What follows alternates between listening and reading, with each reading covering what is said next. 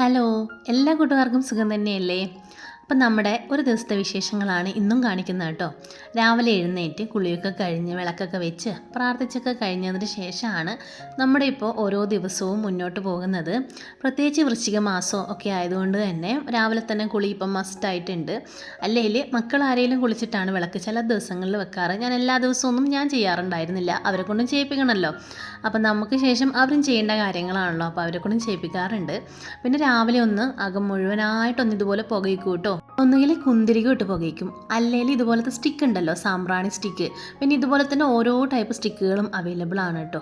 നമ്മുടെ കുന്തിരിക്കം സെൻറ്ററിൽ ഇട്ടിട്ടില്ല അങ്ങനെയുള്ള സ്റ്റിക്കുകളും, ഇതുപോലെ തന്നെ ചന്ദനത്തിരികളും, നല്ല മണമുള്ള ചന്ദനത്തിരികളും, പിന്നെ ഇതുപോലത്തെ കുഞ്ഞു കുഞ്ഞു സാമ്പ്രാണികളൊക്കെ നമുക്കിപ്പം സൂപ്പർ മാർക്കറ്റിലൊക്കെ അവൈലബിൾ ആണ്. ശരിക്കും അത് ഒരെണ്ണം ഒരു ദിവസം പുകച്ചാൽ തന്നെ വീട്ടിൽ മുഴുവൻ നല്ല ഫ്രഷ് ഒരു മണം ഉണ്ടാവും കേട്ടോ. എനിക്ക് ഭയങ്കര ഇഷ്ടമാണ് ഇതിൻ്റെയൊക്കെ മണം. അപ്പം ഞാൻ രാവിലെ വീട് മുഴുവനായിട്ടൊന്ന് പുകച്ചിട്ട് അവസാനം ഇത് നമ്മുടെ കിച്ചണിൽ കൊണ്ടുപോയി വെക്കും. അപ്പോൾ കിച്ചണിൽ കൊണ്ടുപോയി വെച്ച് കഴിഞ്ഞാൽ കുറച്ച് സമയം അവിടെ ഇങ്ങനെ പുകയുമല്ലോ. പിന്നെ ആ ഒരു ഫീലിങ്സ് എന്ന് പറയുന്നത് നമുക്ക് നല്ലൊരു പോസിറ്റീവ് വൈബ് തരുന്ന, എനിക്കെന്തോ അതിനോട് ഭയങ്കര താല്പര്യമാണ്. അതുകൊണ്ടാണ് ചില ആൾക്കാർക്ക് ഇഷ്ടമാവില്ല ഇങ്ങനെയുള്ള പുകയും അതിൻ്റെ മണങ്ങളൊക്കെ. അപ്പം അതിന് ശേഷം ഒന്ന് പുറത്തോട്ട് ഇറങ്ങി. ഇതേ നേരം വെളുത്ത് വരുന്നതേ ഉള്ളൂ, ഏകദേശം 5:45-6 മണി ആവാറാകുന്നതല്ലോ കേട്ടോ ഈ സമയത്താണ്. അപ്പോൾ പിങ്കിമോളെ ഇറക്കി വിട്ടിട്ടുണ്ട്. ചില ദിവസം കുറച്ചുകൂടി ലേറ്റ് ആവാറുണ്ട്, ചില ദിവസം ഈ ഒരു സമയത്ത് തന്നെ പുറത്തോട്ട് ഇറങ്ങും. പിന്നെ നന്നായി രാവിലെ ഒന്നും എഴുന്നേൽക്കില്ല കേട്ടോ, കുറച്ച് ഒരു ബ്രഹ്മമുഹൂർത്തമൊക്കെ എഴുന്നേക്കാമെന്ന് പറഞ്ഞാൽ നല്ല പണിയാണ്. അപ്പോൾ അവളെ ഒന്ന് ഇറക്കി വിട്ട് അവളെ കൂട്ടിലോട്ട് കയറ്റിയിട്ടുണ്ട്. പിന്നെ നമ്മുടെ പുറത്തെ കാഴ്ചകളൊക്കെ ഒന്ന് കാണണമല്ലോ, എന്തായാലും പുറത്തിറങ്ങിയതല്ലേ. അപ്പം നമ്മുടെ പുതിയനില നട്ടിട്ടുണ്ടായിരുന്നു, അത് ജസ്റ്റ് ഒന്ന് കിളുത്ത് വരുന്നുണ്ട്. പക്ഷേ ഭയങ്കര ഒച്ചശല്യമായതുകൊണ്ട് അത് ഒച്ച നിന്നുണ്ട്. പിന്നെ അതുപോലെ തന്നെ നമ്മുടെ ഈ ആഫ്രിക്കൻ മല്ലിയിലയില്ലേ, ഇതിൻ്റെ സ്മെല്ലും അതുപോലെ തന്നെ ഇതിനൊരു ടേസ്റ്റൊക്കെ എനിക്ക് ഭയങ്കര ഇഷ്ടമാണ് കേട്ടോ. സാമ്പാറിലും രസത്തിലൊക്കെ ഇട്ട് കഴിഞ്ഞാൽ നല്ലൊരു മണമാണല്ലോ. സാധാരണ മലയിലേക്കാളും എനിക്കതിനോടാണ് താല്പര്യം. പിന്നെ ഇതേ നമ്മുടെ ബൊഗൈൻവില്ലയും കാര്യങ്ങളൊക്കെ ഇങ്ങനെ പൂത്ത് വരുന്നുണ്ട്. അപ്പോൾ ബൊഗൈൻവില്ല ഇങ്ങനെ പൂക്കാന്നുള്ള ഒരു ടിപ്പ് ഞാൻ മുന്നേ ഒരു ഷോർട്ട് വീഡിയോ ആയിട്ട് ചെയ്തിട്ടുണ്ടായിരുന്നു. അപ്പോൾ അത് ബ്രേക്ക്ഫാസ്റ്റ് ആയിട്ടിന്ന് ഇടിയപ്പം അതുപോലെ തന്നെ കടല റോസ്റ്റാണ്. കടല റോസ്റ്റിൻ്റെ റെസിപ്പി നമ്മൾ മുന്നേ ഒരു ദിവസം കാണിച്ചിട്ടുണ്ടായിരുന്നു.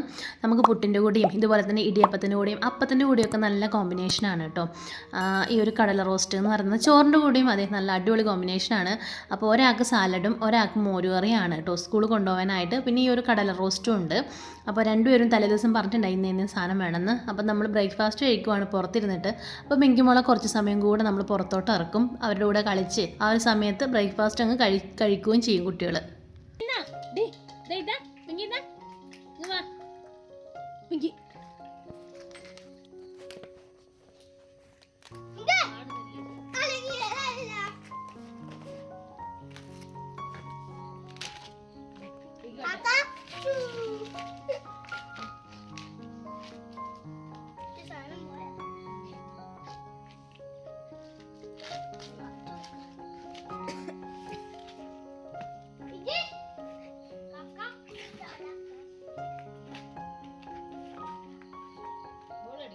രാവിലെ ഇതുപോലെ ബ്രേക്ക്ഫാസ്റ്റ് കഴിക്കുന്ന സമയത്ത് പിങ്കിനെ കുറച്ച് സമയം ഇറക്കി വിടും. അപ്പോൾ അവരും അതിൻ്റെ കൂടെ കളിക്കും. അപ്പോൾ അങ്ങ് പെട്ടെന്ന് ബ്രേക്ക്ഫാസ്റ്റ് കഴിക്കുകയും ചെയ്യും. അപ്പോൾ അവൾ റബ്ബറിൻ്റെ കായ എടുത്തുകൊണ്ട് അതിൻ്റെ ഇതുപോലെ കടിച്ച് കളിക്കുമായിരുന്നു. അപ്പോൾ നമ്മൾ അതിൻ്റെ അവളുടെ ശ്രദ്ധ മാറ്റിയിട്ട് ആ കായ എടുത്ത് കളയാൻ വേണ്ടിയുള്ള ശ്രമമായിരുന്നു. അപ്പോൾ മക്കൾ പോയി കഴിഞ്ഞു കേട്ടോ. ആ വീഡിയോസൊന്നും ഞാൻ എടുത്തില്ല, കാരണം ആ സമയത്ത് നമുക്കൊരു തിക്കും തിരക്കുമായിരിക്കും, ഒന്നും തന്നെ എടുക്കാൻ പറ്റത്തില്ല. എല്ലാ വീട്ടിലും ഇതുപോലെ ആയിരിക്കും. മക്കൾ സ്കൂളിൽ പോകാൻ ഇറങ്ങുന്ന ആ ഒരു സമയമില്ലേ, അത് ഭയങ്കര എന്ന് പറയുന്നത് നമുക്കൊരു യുദ്ധം നടക്കുന്ന സമയമാണ്. അപ്പോൾ ആ യുദ്ധമൊക്കെ കഴിഞ്ഞ് എല്ലാവരും പോയിട്ടുണ്ട്. പിന്നെ നമ്മുടെ ബ്രേക്ക്ഫാസ്റ്റും കാര്യങ്ങളൊക്കെ കഴിഞ്ഞിട്ടുണ്ട്. ഇനി നമുക്ക് ഇന്ന് ബെഡ്ഷീറ്റൊക്കെ മാറ്റണം. ഞാൻ കഴിഞ്ഞ ദിവസം പറഞ്ഞല്ലോ നമ്മൾ മണ്ഡലവ്രതം എടുക്കുവാണെന്ന്. അധിക ദിവസമൊന്നും എടുക്കുന്നില്ല, കുറച്ച് ദിവസം എടുക്കുന്നുള്ളൂ. അപ്പം ആ ദിവസം ആയതുകൊണ്ട് തന്നെ നമ്മളൊന്ന് വീടൊക്കെ ആദ്യം ക്ലീൻ ചെയ്ത് അപ്പോൾ ഇന്ന് രാവിലെ ബെഡ്ഷീറ്റൊക്കെ ഒന്ന് മാറ്റി വിരിക്കാൻ വിചാരിച്ചു. അപ്പോൾ ഞാൻ ബെഡ്ഷീറ്റൊക്കെ ഒന്ന് മാറ്റുന്നേ ഉള്ളൂ, നമ്മൾ കിടക്കാൻ നേരത്ത് മാത്രമേ വിരിക്കുന്നുള്ളൂ. പിന്നെ അതുപോലെ തന്നെ നമ്മുടെ തോർത്തും കാര്യങ്ങളൊക്കെ ഒന്ന് മുക്കി പുഴുങ്ങിയെടുക്കണമെന്നുണ്ട്. അപ്പം ഞാൻ കലത്തിൽ നിന്ന് വെച്ച് പുഴുങ്ങിയില്ല, തിളച്ച വെള്ളം ഒഴിച്ചിട്ട് അതിൽ തോർത്തൊക്കെ ഒന്ന് മുക്കിയെടുക്കുന്നുണ്ട്. കാരണം ഈ തോർത്തിൽ നിറമല്ല മെയിനായിട്ട്, ഈ എണ്ണമയം ഇല്ലേ, എണ്ണമയം ഉണ്ടാവും. അത് പോവത്തേയിൽ എത്ര കഴുകി കഴിഞ്ഞാലും ആ എണ്ണമയം പോകത്തില്ല. കല്ലിട്ട് നല്ലോണം അടിച്ചെടുക്കുകയാണെങ്കിൽ കുഴപ്പമില്ല. പിന്നെ നമുക്ക് കല്ലൊന്നും ഇല്ലാത്തതുകൊണ്ട് ഞാൻ ഇതുപോലെ ബേക്കിംഗ് സോഡ ഇട്ട് ചൂടുവെള്ളത്തിൽ കുറച്ച് സമയം കുതിർത്ത് വെച്ച് ഇതിൻ്റെ അകത്ത് നമ്മൾ ഡിഷ് വാഷ് ലിക്വിഡും കൂടി ഒഴിക്കുന്നുണ്ട് കേട്ടോ. അല്ലെങ്കിൽ നമ്മുടെ പാത്രം കഴുകുന്നതല്ല, എൻ്റെ അമ്മ എന്തൊക്കെയാണ് ഞാൻ പറയുന്നത്, നമ്മൾ എന്താ പറയേണ്ടത്, തുണി കഴുകുന്ന ലോഷനും കൂടെ ഒഴിക്കുന്നുണ്ട്. ഇനി ഇതൊക്കെ നമ്മൾ മുകളിലോട്ട് കൊണ്ടുപോകുന്നുണ്ട്. താഴേന്ന് ഇട്ടുകൊണ്ട് കൊണ്ടുപോയെന്ന് വെച്ച് കഴിഞ്ഞാൽ നമ്മൾ ചൂടുവെള്ളം മുകളിലില്ലല്ലോ, താഴെ പിന്നെ ഇച്ചിരി കൂടെ വെള്ളം ഒഴിക്കുന്നുണ്ട്, അതൊന്ന് കുതിർന്ന് കിട്ടാൻ വേണ്ടിയിട്ട്. വേണമെങ്കിൽ നമുക്ക് ഇച്ചിരി ലിക്വിഡ് ബ്ലീച്ച് ഇല്ലേ, അതുകൂടി ഇതിൻ്റെ അകത്ത് ആഡ് ചെയ്യാം കേട്ടോ. എൻ്റെ അടുത്ത് ഇപ്പോൾ അതില്ല, അതുകൊണ്ട് അത് ഒഴിച്ചില്ല. പിന്നെ നമുക്ക് കല്ലേലടിച്ച് കഴുകാൻ പറ്റില്ല, മെയിനായിട്ട് അതാ. ഈ തോർത്തൊക്കെ കല്ലേലടിച്ച് കഴുകിയില്ലെങ്കിൽ അത്ര നീറ്റ് ആൻഡ് ക്ലീൻ ആവില്ല. പറഞ്ഞിട്ട് കാര്യമില്ല, നമ്മളില്ലതുപോലെ അഡ്ജസ്റ്റ് ചെയ്ത് നിൽക്കുക. പിന്നെ ഇന്നൊരു കാലാവസ്ഥ എന്ന് പറയുന്നത് കുറച്ചൊരു മൂടിയ കാലാവസ്ഥയാണ്. വെയിലുമില്ല എന്നാലോട്ട് മഴയും ഇല്ലാത്തൊരവസ്ഥയാണ്.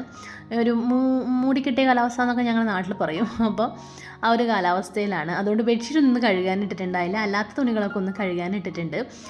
പിന്നെ അതുപോലെ തന്നെ മുകളിൽ ഞങ്ങൾക്ക് ഒരു റൂമാണുള്ളത് കേട്ടോ, ഒരു ഹാളും ഒരു റൂമും ഒരു സിറ്റ് ഔട്ടും ആണുള്ളത്. പിന്നെ ഇതുപോലെ വാഷിംഗ് മെഷീനൊക്കെ വെച്ച യൂട്ടിലിറ്റി ഏരിയയും, പിന്നെ ഒരു പുറത്തോട്ടൊരു നമ്മുടെ ഗാർഡൻ സെറ്റ് ചെയ്തില്ലേ, വെജിറ്റബിൾ ഗാർഡൻ സെറ്റ് ചെയ്തത് പുറത്തെ ടെറസിലാണ്, ആ ഒരു പോർഷനും അല്ലത്. അപ്പം ഞാൻ വിചാരിച്ച തുണിയൊക്കെ കഴുകാനിട്ടിട്ട് പോവാം. പിന്നെ എന്തായാലും ഇങ്ങോട്ട് കയറില്ല, ഇനി വിരിച്ചിടാനാകുമ്പോൾ കയറുള്ളൂ. അപ്പോൾ അതൊക്കെ ഒന്ന് തുണിയൊക്കെ ഒന്ന് കഴുകാനിട്ട് എല്ലാം ഒന്ന് സെറ്റാക്കിയിട്ട് പോയിട്ടുണ്ട്. ഇനി താഴെ നമുക്ക് കുറച്ച് പണികളുണ്ട്. എൻ്റെ ഇടയിൽ 2 ദിവസം മഴയൊക്കെ ആയതുകൊണ്ട് ഇതുപോലെ ഞങ്ങളുടെ വീടിൻ്റെ അടുത്ത് തന്നെ ഒരു പറമ്പിൽ ഇച്ചിരി ചക്ക പ്ലാവ് പൊട്ടിക്കൊണ്ടിട്ടുണ്ടായിരുന്നു. അപ്പോൾ അതിൻ്റെ അകത്ത് 2 ഇടിയൻ ചക്കയൊക്കെ എടുത്തുകൊണ്ട് വന്നിട്ടുണ്ടായിരുന്നു. അപ്പോൾ ഇന്ന് ഇടിയൻ ചക്ക നമുക്ക് വറുത്തരച്ച് വെക്കാം. ഇവിടെ ഹസ്ബൻഡിൻ്റെ അമ്മ നല്ല സൂപ്പറായിട്ട് ഉണ്ടാക്കും കേട്ടോ ഇടിയൻ ചക്ക വറുത്തരച്ചത്. ഞങ്ങൾ എല്ലാവരുടെയും ഒന്നും കണ്ടിട്ടില്ല ഈ ഒരു റെസിപ്പി എന്ന് പറയുന്നത്. മുന്നേ ഞാൻ എപ്പോഴോ കാണിച്ചിട്ടുണ്ടെന്ന് എനിക്കൊരു ഓർമ്മ. അപ്പോൾ അമ്മ ഉണ്ടാക്കുന്ന അത്ര ആയില്ല കേട്ടോ. ശരിക്കും പറഞ്ഞാൽ നമ്മുടെ അമ്മമാരുണ്ടാക്കുന്ന കറികളൊന്നും നമുക്ക് എവിടെ എത്തില്ല നമ്മൾ ഉണ്ടാക്കിയാൽ. പക്ഷേ എനിക്ക് ഈ കറി ഭയങ്കര ഇഷ്ടമാണ്, ഇവിടെ ഹസ്ബൻഡിനും ഭയങ്കര ഇഷ്ടമാണ്. അപ്പോൾ ഇന്ന് ഇതേ ഇടിയഞ്ചക്ക കറിയാണ്. അപ്പം ഇടിയഞ്ചക്ക മുറിച്ചപ്പം അത് ഇച്ചിരി അങ്ങോട്ട് മൂത്തിന് കേട്ടോ. ഇടേൻ്റെ പരുവം അങ്ങ് കഴിഞ്ഞിട്ടുണ്ട്, ചെറിയ കുരുക്കൾ വന്നിട്ട് തുടങ്ങിയിട്ടുണ്ട്, കുഞ്ഞു കുരുവില്ലേ, അപ്പോൾ അതുപോലെ ആയി വന്നിട്ടുണ്ട്. അപ്പം നമ്മൾ കറി വെക്കുക, എന്നാലും നമുക്ക് അതിന് മുന്നേ ഉള്ളൊരു പരുവാണ് കറക്റ്റ്. ആ കുരുവൊക്കെ വന്ന് തുടങ്ങുന്നതിന് മുന്നേ ഉള്ളൊരു പരുവം. അപ്പോൾ ഇത് ഇടിയഞ്ചക്കയൊക്കെ ഒന്ന് അരിഞ്ഞെടുക്കുന്നുണ്ട്. ഇതുപോലെ നമ്മൾ ഒരു കോൺ ആകൃതിയിലാണ് കേട്ടോ മുറിക്കുന്നത്. കോണായിട്ട് നമ്മൾ കടച്ചക്കയൊക്കെ തോരൻ വെക്കാനും മെഴുക്കുവരട്ടിയാക്കാനൊക്കെ ഉണ്ടാക്കൂലേ, ആ ഒരു രീതിയിലാണ്, കുറച്ച് വലുപ്പത്തിലാണ് കട്ട് ചെയ്യുന്നത്. പിന്നെ കുറച്ച് പരിപ്പ് എടുത്തിട്ടുണ്ട്, അത് ഞാൻ നേരത്തെ വെള്ളത്തിൽ കുതിർത്ത് വെച്ചിട്ടുണ്ടായിരുന്നു. നമ്മൾ കഴുകിയ ഇടിയൻ ചക്കയും കൂടെ ഇതിലോട്ട് ചേർത്ത് കൊടുക്കാം. ഈ ഒരു കറിയിലില്ലേ പരിപ്പ് കൂടി ഇട്ട് കഴിഞ്ഞാലാണ് കുറച്ച് കുറുകി കിട്ടുക, അല്ലെങ്കിൽ ഇച്ചിരി ഒരു ഗ്രേവി ഒരു ലൂസായി കിടക്കും. എന്നിട്ടും എനിക്ക് ഗ്രേവി ലൂസായിട്ടാണ് കിട്ടിയത്. പക്ഷെ അമ്മ ഉണ്ടാക്കുമ്പോൾ നല്ല കുറുകി കിട്ടും, നല്ലൊരു ഫ്ലേവർ ആയിരിക്കും അതിന്. എന്നിട്ട് അതിലേക്ക് ഒരു പച്ചമുളകും ഒരു സവാള അരിഞ്ഞതും കൂടെ ചേർത്ത് കൊടുക്കുന്നുണ്ട്. പിന്നെ ഒരു തക്കാളി നമ്മൾ സാമ്പാറിലൊക്കെ ഇടില്ലേ, ആ ഒരു രീതിയിൽ കട്ട് ചെയ്ത് ഇട്ട് കൊടുക്കുന്നുണ്ട്. പിന്നെ അതിൻ്റെ കൂടെ തന്നെ ഒരു വെളുത്തുള്ളിയും കൂടെ കട്ട് ചെയ്ത് ഇട്ട് കൊടുക്കുന്നുണ്ട് കേട്ടോ. അപ്പോൾ ഇത്രയും സാധനങ്ങളാണ് നമ്മുടെ ഇടിയഞ്ചക്ക കറിക്ക് വേണ്ട സാധനങ്ങൾ. അപ്പോൾ ഇതും കൂടി ഇട്ടിട്ട് നമുക്ക് ഇതിനകത്ത് പൊടികളൂടെ ചേർത്ത് കൊടുക്കാം. ഞാനിവിടെ 1/4 ടീസ്പൂൺ മഞ്ഞൾ പൊടിയും ഒരു 1.5 ടീസ്പൂണ് മുളക് പൊടിയും പിന്നെ ഒരു 2-3 ടീസ്പൂണ് മല്ലിപ്പൊടിയും കൂടെ ചേർത്ത് കൊടുക്കുന്നുണ്ട്. അതും കൂടെ ചേർത്തിട്ട് ഞാനിവിടെ വീട്ടിൽ പൊടിച്ച മല്ലിയാണ് കേട്ടോ. ഞാൻ മുന്നേ അതിൻ്റെയൊക്കെ എങ്ങനെ ഉണ്ടാക്കുക എന്നുള്ളതൊക്കെ കാണിച്ചിട്ടുണ്ടായിരുന്നു. അപ്പം അതും കൂടെ ചേർത്തിട്ടുണ്ട്. അപ്പം മുളക് പൊടി എല്ലാം കൂടെ ചേർത്ത് ആവശ്യത്തിനുള്ള ഉപ്പും ചേർത്ത് പിന്നെ ആവശ്യത്തിനുള്ള വെള്ളം ഒഴിച്ചിട്ട് നമുക്കിതൊന്ന് ഒറ്റ വിസിൽ വരുത്താം. ഒരു വിസിലേ വരാൻ പാടുള്ളൂ കേട്ടോ, അല്ലെങ്കിൽ നമ്മുടെ ചക്ക മെയിനായിട്ട് ഉടഞ്ഞു പോവും. പരിപ്പ് എന്തായാലും കുഴപ്പമില്ലാന്ന് വിചാരിക്കുക, പക്ഷേ ചക്ക ഉടഞ്ഞു കഴിഞ്ഞാൽ ഈ കറി ഒരു പായസം രൂപത്തിലാണ് ഉണ്ടാവുക. അപ്പോൾ അതുകൊണ്ട് ഒരു വിസിലിന് നമുക്കിത് ഓഫാക്കി എടുക്കാം. പിന്നെ ഇതിന് നമ്മളവിടെ വെച്ചിട്ട് നമ്മൾ തേങ്ങ വറുത്ത് വെച്ചായിരുന്നേ, അതിൻ്റെ അകത്ത് എന്തൊക്കെയാണ് ചേർത്തതെന്ന് പറഞ്ഞാൽ ഒരു 2 അല്ലി വെളുത്തുള്ളിയും പിന്നെ ഒരു 3/4 മുറി തേങ്ങയുണ്ടെന്ന് തോന്നുന്നു. ഒരു മുറിയുടെ കുറച്ച് കുറവ്, ഒരു മുറിയാണേ, ഒരു മുറിയിൽ കുറച്ച് കുറവ് തേങ്ങ എടുത്തിട്ടുണ്ട്. അതും എടുത്തിട്ട് നല്ലതുപോലെ വറുത്തെടുത്തിട്ടുണ്ട്. നമ്മൾ തീയലിൻ്റെ ഒരു പരുവത്തിന് വറുത്തെടുത്തിട്ടുണ്ട്. ഇത് നമ്മുടെ ചക്കയൊക്കെ വെന്ത് വന്നിട്ടുണ്ട്, കഷ്ണങ്ങളൊന്നും ഉടഞ്ഞു പോവാതെ കിട്ടിയിട്ടുണ്ട്. ഈ ഒരു പരുവത്തിന് കറക്റ്റ് അങ്ങ് ഉടഞ്ഞു പോവാതെ ആ ഒരു സ്റ്റിഫായി നിൽക്കുന്ന ആ ഒരു പരുവില്ലേ, ആ ഒരു പരുവത്തിൽ കിട്ടിയിട്ടുണ്ട്. അപ്പോൾ നമ്മുടെ തേങ്ങ ഇത് അരച്ചെടുത്തിട്ടുണ്ട്. വെള്ളമൊന്നും ചേർക്കാതെ അരച്ചെടുക്കുകയാണെങ്കിൽ അത്രയും നല്ലത്. പക്ഷേ എൻ്റെ വെപ്രാളം കൊണ്ട് ഞാൻ ഇച്ചിരി വെള്ളം ചേർത്തിട്ടാണ് അരച്ചേക്കുന്നത്. അമ്മയൊക്കെ അരക്കുമ്പോൾ ഒരു തുള്ളി വെള്ളം പോലും ചേർക്കില്ല. അപ്പോൾ നല്ല ബ്രൗൺ കളറിൽ അരപ്പ് കിട്ടുകയും ചെയ്യും. അപ്പം അങ്ങനെ അരച്ചെടുത്തിട്ടുണ്ട്.